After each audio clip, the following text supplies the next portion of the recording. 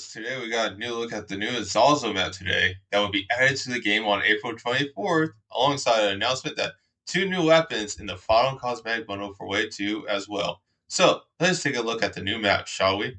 First, the map will start off with the classic World War I way of having to store a trench.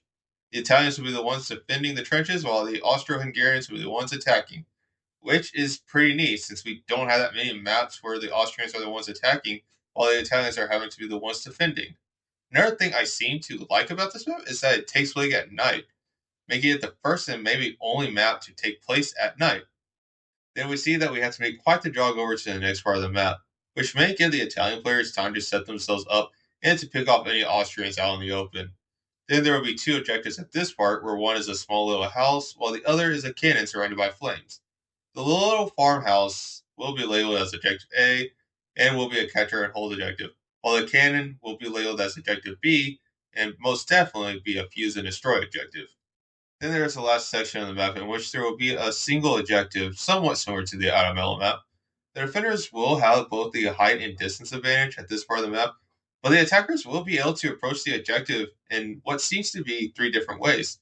One way looking to be through the trees and fires, the other being over the side of the hill, or close to the bottom of the hill that provides a direct access to the trench and cover from the defenders who are on top of the mountain.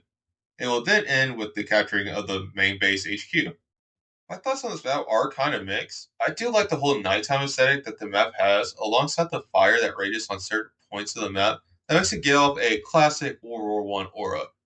Also, it looks like the map will have plenty of replayability as well, since there will be different paths that can be taken to get to the objective, with some providing cover and the others doing the opposite, while also seemingly being fair to the defenders.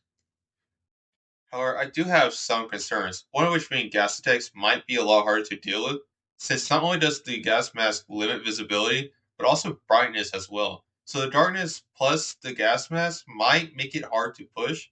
Also, I bet Mochin and Assault players are going to be using darkness to their advantage and just find a spot where no one can see them and start harassing the enemy team. However, despite these mixed thoughts, I'm still looking forward to this map. It is already starting to look like a step up from the Automata map that was released all the way back in November. What is y'all's thoughts on this new map? Leave them down in the comments below and leave a like on this video, and if you haven't already, shoot the subscribe button. Auf Wiedersehen, meine Kameraden.